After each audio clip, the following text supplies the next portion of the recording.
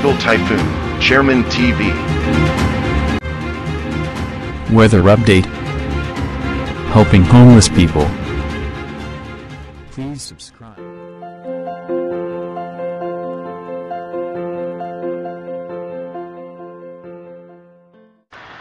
Magandang umaga po. Ito po ang latest update natin ngayong araw, September 3, 2025.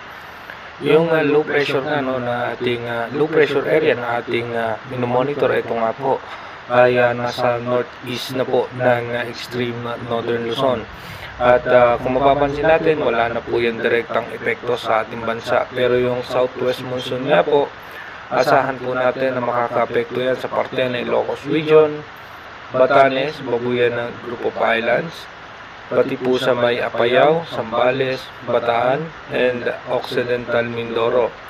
Maging sa may parte ng Metro Manila at natitirang bahagi ng Central Luzon, Calabarzon, natitirang bahagi ng Mimaropa, Bicol Region, and Western Visayas, apektado pa rin po yan ng southwest monsoon.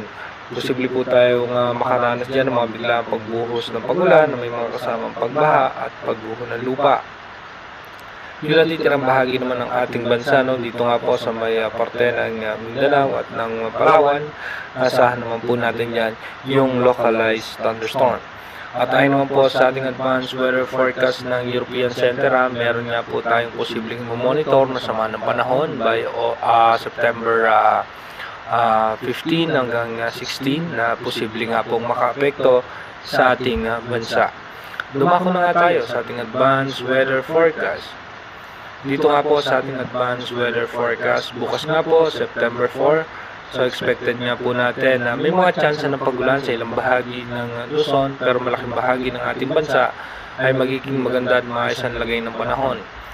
Pagdating naman po ng September 5, magkakaroon ng posibleng low pressure area sa South China Sea, at pagdating naman po ng September 6, dito po magkakaroon po ng low pressure area sa may parte ng South China Sea. Nasa labas po yan ng ating Philippine Area of Responsibility. Pagdating naman po ng September 7, asahan po natin na maayos at maganda pa rin po lagay ng panahon, pero may mga tsansa pa rin po ng pagulan. At pagdating naman po ng September 8, makikita nga po natin maayos at magandang lagay ng ating panahon, pero hindi natin inalis yung posibilidad ng mga biglang magbuhos ng pagulan dahil po sa localized thunderstorm. Pagdating naman po ng